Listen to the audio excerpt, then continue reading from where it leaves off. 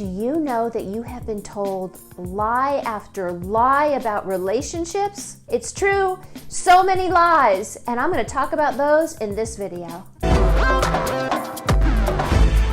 If you're liking my channel and finding these videos useful, please subscribe and press the like button. I really would appreciate it. Let's talk about the lies that we've been told about relationships. Do you know a lie that you've been told? I'm going to talk about just some of them, but I bet you can think of some too, and I would love to hear your comments. These lies might be either ruining your relationship or stopping you from having a relationship. I can't possibly cover them all, but I'm going to talk about a few that I think are really a problem when we believe them. So one big lie is never go to bed angry. Such a lie. It is not a good thing to talk about something until all hours of the night because you've been told you shouldn't go to bed angry. I'll tell you what, you go to bed angry and you might wake up not angry. Happens all the time. In the moment, we're just really upset, maybe because we're so tired. Sometimes when we're exhausted, we tend to react. So sometimes just sleeping on it is the best thing you can do. Here's one that I hear all the time. When it's the right person, you will know. It's wonderful if that happens, you know, love at first sight. We all have those fantasies, right? We've seen the movies, we've seen the rom-coms, we've read the fairy tales. All of that has happened. Maybe we even know somebody who had that story. I saw that person at the other side of the room and I just knew I was going to marry that person. And they do. What came first? Did they decide they were going to marry that person and then they made it happen? Or was there something magical? I'm a romantic. If there's something magical and it's love at first sight, I love that. It's probably more like lust at first sight, but the reality is we don't know. We need to get to know somebody before we know that we want to spend our life with them. So when we don't have that feeling, right, that oh my God, and the fireworks go off and everything's exciting, we don't have that feeling, we think, oh, that must not be the person. That's just not true. You have probably missed out on some good relationships if that was your belief. And sometimes relationships develop. You know, maybe you don't really feel it right away, but as you get to know them a little bit more and you spend more time with them and you learn more about them and them about you, and you really realize that this is a great person and they also see the greatness in you, those are relationships that can be solid and they can be lifelong. Those ones that start out with a bang, oftentimes they fizzle out. You don't want to base the decision on who you're going to spend your life with on if you didn't know right away or you didn't have those butterfly feelings. Another lie that many of us have been told is that we should do things with our partner, that we are partners and we should spend the majority of our time with them. We should do things that they want to do. We should go on vacations together. We should eat together. We should sleep together. We should do everything together. That's not going to work. If we do everything together, there's not a whole lot of mystery or excitement. We become less interesting. It's important to spend time doing things that we love, even if our partner doesn't. So if we think we have to do everything with our partner and we have some different desires and some different activities that we like and we don't do them, or we do them even though we don't really like them because we're supposed to do it together, that's a problem. Even sleeping together. This idea we're supposed to sleep together. You know what?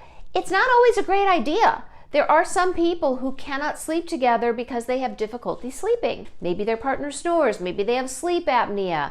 Maybe they sleepwalk. Maybe they just need to have their own space. It doesn't mean that you're not happily married or coupled. You can still fool around. You can still spend time in bed together. But the sleep part, there is nothing wrong with doing that apart. Just like there's nothing wrong with doing things apart with your friends and with your family, sometimes even a vacation apart. Now, it doesn't work if you don't have that time together. You have to have the time together alone as well. But balancing it out, or at least finding the times to be alone and the times to be together, so important. Here's another lie. And I hear this one as a sex therapist. I hear this one all the time. Sex should be spontaneous. I mean, come on. Maybe when you first get together, but I gotta tell you, probably not. When we first start dating somebody, there is nothing spontaneous about sex with someone who you just met, unless you had just met them. But when we start dating somebody, generally it's not so spontaneous. We plan it. We know when we're going to have sex with them and it's exciting. We anticipate it. Well, that can work in marriage too. So this idea that sex should be spontaneous and therefore we're not going to schedule it because that feels weird, that doesn't sound very romantic or exciting. The opposite is true, I promise you. And in my next video, I am going to talk about sex dates, because sex dates can be amazing and they can really make your relationship work much better and actually increase your not just quantity of sex, but your quality of sex. We'll talk about that in another video. So sex should be spontaneous? Absolutely not. Great when it happens, but if you're relying on that, for it to be organic, especially when you've got jobs and kids and houses to take care of, it's not going to happen. So that is a big lie that I think a lot of people get stuck with. They end up not having sex, or when they do have sex, it's not very enjoyable. So I'm going to talk about one more, and this one's a doozy. He should know, or she should know. We've been told that if our partner loves us, they will know how to make us happy. They will know what we want. They will know what to say. And you know what? They don't. We don't. And when we have that expectation, we're going to be disappointed. Not only disappointed, we could end a relationship because we're not feeling loved, because we're not feeling important, because we're not feeling like our partner really knows us. And you know what? They don't. They don't. They know a lot, but they don't know everything. And it is important when you want something or when you need something to make a request, to let your partner know. Because this idea that they should know, now maybe you've told them 100 times, maybe more. And at that point it's like, well, I've told them 1,000,000 times, they should know. You know what? They may not. It doesn't necessarily mean that they don't love you. A little loving reminder. Hey honey, my birthday's coming up. You know how much I love a surprise. Whatever it might be, it still counts. Sometimes it doesn't count if I have to tell them, you know what? Why? I get that it would be great if they knew. And there are things that your partner probably does just know and you don't have to tell them. And that is wonderful when it happens. But if you're counting on it or you're basing the quality of your relationship on it, that's a problem. Here's a lie. You should always fight or you should never fight. Happy couples never fight. Happy couples fight. Which is true? If I had to pick one, it would be happy couples fight. But it's not quite so simple. Fighting just to fight, or bickering and just being contrarian and arguing about everything, that's not good for a relationship. But to be able to speak up, to be able to have a difference of opinion, to have some conflict every now and again, keeps a relationship exciting. We want to be excited in our relationship.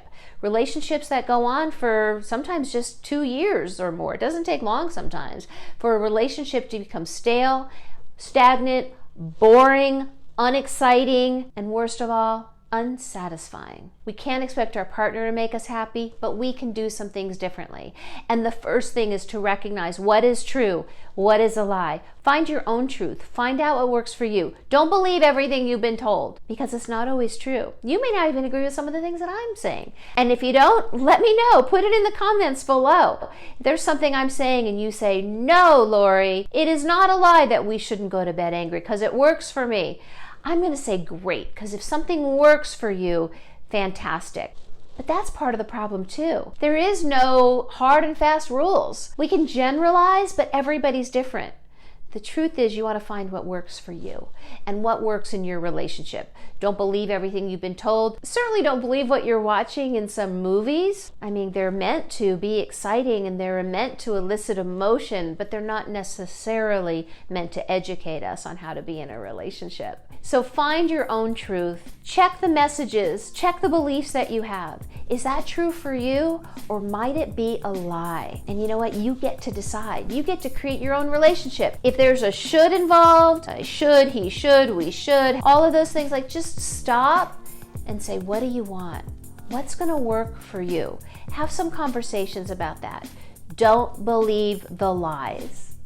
Thank you so much for watching this video. Please don't forget to subscribe, and I'll be talking to you soon. Bye, everyone.